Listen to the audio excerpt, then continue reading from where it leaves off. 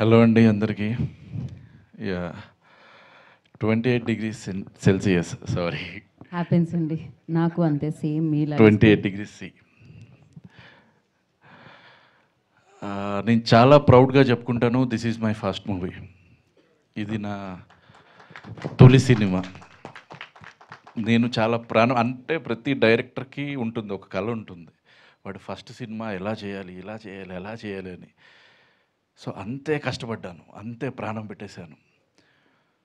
కాకపోతే కొన్ని ఇంకా వేరే వేరే రీజన్స్ వల్ల సినిమా అనేది పుష్ అయ్యి పోస్ట్పోన్ అయ్యి ఇంకా మేము ఇంకా దాన్ని రిలీజ్ చేద్దాం అనుకున్న టైంలో కరోనా రావటం వల్ల అసలు సినిమా అనే ఉంటుందా లేదా అనేది ఒక క్వశ్చన్ మార్కులు పడిపోయింది.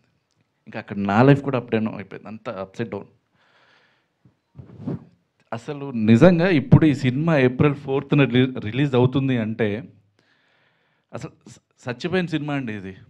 కానీ ఇప్పుడు బతికించాం మేము, మీ అందరి దగ్గర తీసుకొస్తున్నాం. అసలు నేను నా ఎమోషన్ నేను చెప్పలేను, కానీ నేను చాలా ప్రౌడ్గా చెప్పుకోగలను, this is my first movie and నా తొలి అడుగు.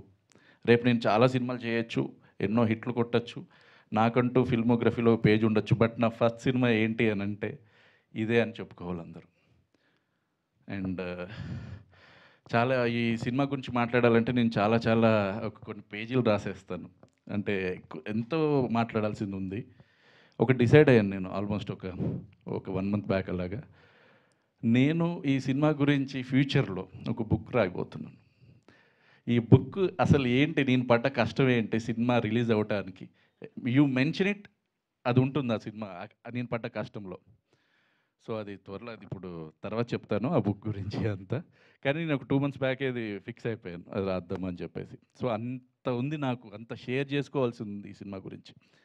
సో కమింగ్ ఈ రోజు గురించి మాట్లాడుకోవాలనుకుంటే, ఈ సినిమా ఇలా ముందుకు రావడానికి నా మెయిన్ పిల్లర్ వంశీ గారు, వంశీ నందిపట్టి గారు. ఆయన వాళ్ళు ఇక్కడ రాలేకపోయారు.